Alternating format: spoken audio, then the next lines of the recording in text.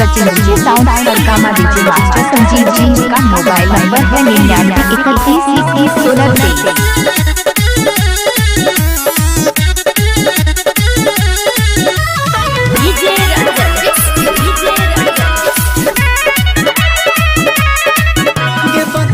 ससुरावा के पतिया कैसे बितलो तोहर पहिला रातिया बोल लगे जान बोल बोल ये बता दे ससुरावा के पतिया कैसे बितलो तोहर पहिला रातिया। दादू कटल कई हमर फूलल छै ठोर, दादू कटल कई हमर फूलल छै ठोर।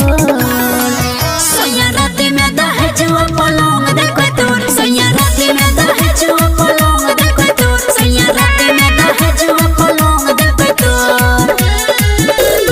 अखंड गाना सुनिए सचिन जी साउंड सरकामा राजा संजीव जी। अखंड गाना सुनिए सचिन जी साउंड सरकामा राजा संजीव जी। क्यों कल को तू बता पाएंगे सबर को रहो मर काचे घुमटा उठल कोई दल कोई नोखिया उतारे बतिया साचे साचे गलिया में चुमा ललका छुलका पोरे पोर, गलिया में चुमा ललका छुलका पोरे पोर।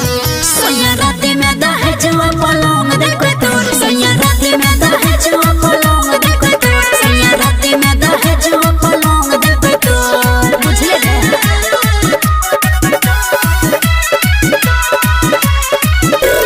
मिक्सिंग मास्टर राजू कुमार जी का पति। मिक्सिंग मास्टर राजू कुमार जी का पति।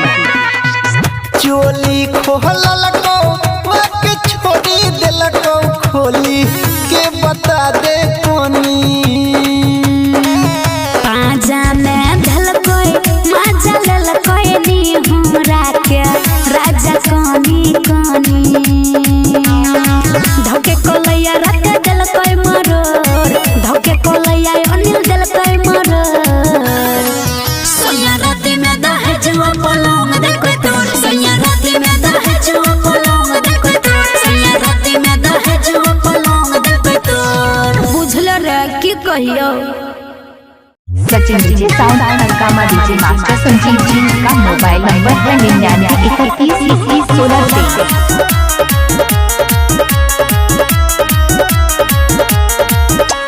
म्यूजिक बाय मंटू मनी। रछिया बंगाल के सुपर नचनिया देबो चुम्मा जे देबही नतनिया। छोरा रछिया बंगाल के सुपर नचनिया देबो चुम्मा जे देबही नतनिया। हर नोट के गोटी पलहना उठेबो इहे छै बतिया सच। जे बजतै समक छौरी पाँच ढोढ़ी में झुलनी पहिरा के नाच। जे बजतै समक छौरी पाँच ढोढ़ी में झुलनी पहिरा के नाच। अखंड गाना सुनिए सचिन जी साउंड सरकामा राजा संजीव जी। अखंड गाना सुनिए सचिन जी साउंड सरकामा राजा संजीव जी। सुनै छियै मिथिला के छोरा सब लफंगा रे, मधुबनी के हाल की कहियो कहना छै दरभंगा रे। भोर के किरनिया जैसन लाल छतो हर ठोर गे चुमा लैने छौरी आए करिए देबौ भोर गे।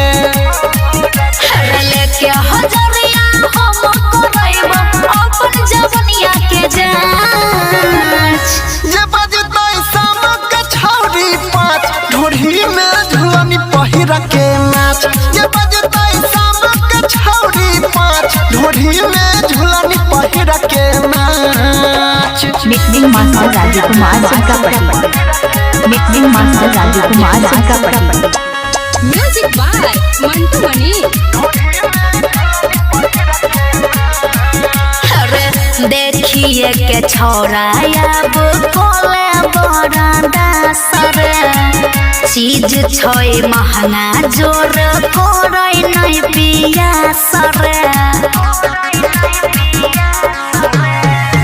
तोरे चलते बेच देबै 4 कट्ठा खेत गे भाई के समियाना के पीछे पड़ै सुगनी भेट गे राइटर सबरिया नहीं आइबो बरिया अभी उमरिया छै काच जे बजतै समक छौरी पात ढोढ़ी में झुलनी पहिर के नाच जे बजतै समक छौरी पात ढोढ़ी में झुलनी पहिर के नाच रचियै बंगाल के सुपर नचनिया देबो चुम्मा ज देबही न दुनिया नोट के गोटी पलहना उठाबो इहे छै बतिया सच जे बजतै समक छौरी पात ढोढ़ी में झुलनी पहिर के नाच